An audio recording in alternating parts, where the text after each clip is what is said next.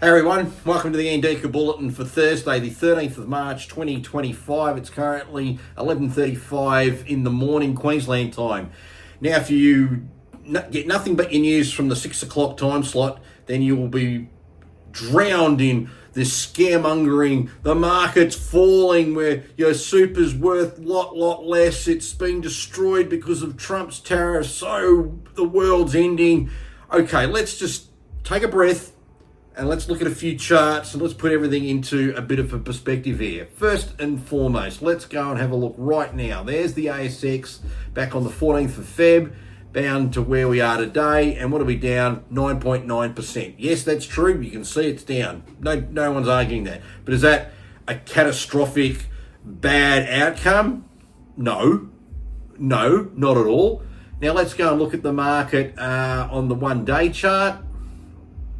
Same thing, ASX, we'll just go to this point here. Now let's go to where we were at the end of October in 2023 and to where we are now, and that market is still up 14.5% from that point. Yeah, sure, there's a decline, but we're still basically up.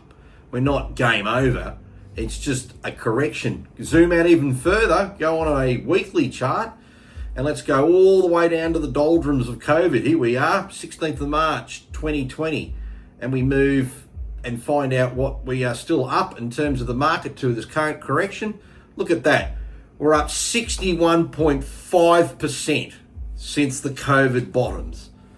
I mean, can we just relax a bit, people? If anything, this market, it was overvalued, and this correction's actually quite a good thing. It takes out a lot of bubble and froth, but for the nightly news to get you all scared is just ridiculous. So can you just please, ignore those pricks. They're not people that understand markets. They're there to get people and have clickbait to make you watch rubbish.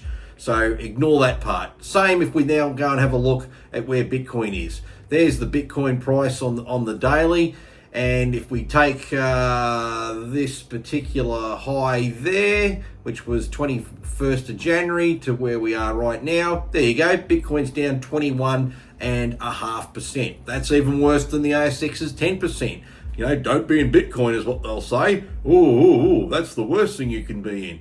Okay, well, let's zoom out now onto the weekly. And let's really go and put some context into it. Let's just take this particular point here, if we are allowed to pick any points. 2nd of September 2024, up to where we are now. Okay, Bitcoin went up 53.6% in that time frame. Pretty good. Anyone did it, I'd be pretty happy about that. And I haven't even got the COVID lows on this. I'll have to really zoom to get those in on here, because the chart data doesn't go back that far. But I'll go back to this point here and have a look at this. From that point there to where we are now, what's Bitcoin up? Look at this. This isn't make-believe. It's up 1,453% since the COVID period. Okay, small correction, but the overall gains are still being banked and they're there. It's just, can we have some clarity and just people can relax just for a moment, please?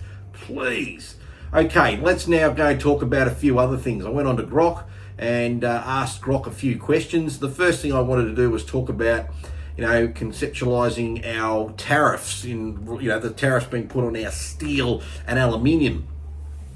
And basically I asked the question, and this is it. Australia's exports of steel and aluminium to the United States constitute approximately 0.12% of its total global export trade, based on 2024 values of $811 million against a total export value, listen this, of $666 billion. Okay, so Trump's put 25% tariffs on our steel. It represents 0.12% of our global exports. I don't think it's going to be too hard for our people who are making steel in this country to maybe pivot just a little bit and maybe just sell a little bit more to China, India, anywhere else part of the world. I mean, again, they make it sound like we're being crushed. Okay, it's annoying. You shouldn't expect someone who's an ally to go do this. Besides, we're in a trade surplus with them. But hey, He's saying he wants to do America first. Maybe we should listen to that, and maybe we should do Australia first. That would be something unique, wouldn't it? Anyway, let's continue with some of these other analysis and look further in terms of what it means in our context of our gross domestic product. Australia's total exports of steel and aluminium represent approximately 0.21% of its GDP, based on an estimated 5.8 billion in exports against a 23-24 GDP, listen to this, of Australian 2.737 trillion fucking dollars. This is a small fraction, underscoring that these commodities are not major drivers of the Australia's economy, which relies far more on iron ore. Iron ore, for example, was around about $115 billion just to China alone. Again, can we just relax here about these tariffs? Again, they're not the be-all, and for the Prime Minister, even the opposition leader, crap on the way they are about it is not helpful at all. At all. Last thing I want to dive into now. It's been on the news just out today. Here's the header: power bills to rise yet again from mid-year as the federal election looms. And it says here, I'm quoting the far-right ABC here, Australian energy consumers, wary after years of soaring power prices, are set to be slugged again. Surprise, surprise, bend over here, it comes again, with benchmark tariffs to rise between 5.1 and 8.9% in some parts of the country. Okay, they're going up again. Let's have a real good idea of just how much they've really moved up in terms of the prices of power and all that sort of stuff. Let me get here, the national level. I'll just find the thing. Here we go, and this is on Grok. This is why these AIs are great.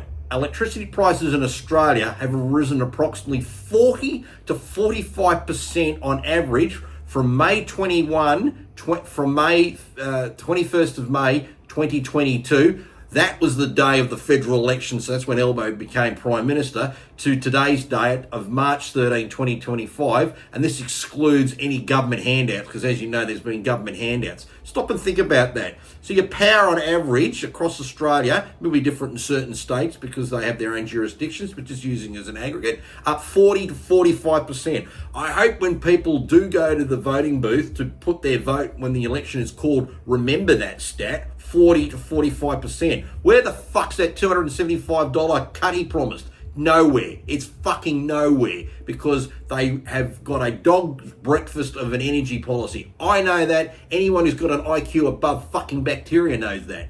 But anyway, I'm getting a bit excited about all this, but I want to put some certain things into context. The mainstream media have no idea about stuff. It's not in their interest to tell you anything near the truth. They're just there to play narratives, play games, keep the fear going, keep the clips going. So there's three things you've just learnt today. The correction of the market, well, it's a movement down. Yes, it is. We can't ignore what we see with our eyes. My eyes aren't painted on. But is it a big deal in comparison to where the markets have been and what lows they were? No. The tariffs, are they a real big deal? No. And are electricity prices in Australia still going up? Yes. And do they hurt? Yes. So there's a hard bit of information for everyone there. I hope you've enjoyed this ANDIKA Bulletin today and this additional rant. Sometimes you need to say stuff. Until we catch up again, take it easy and we'll see each other soon.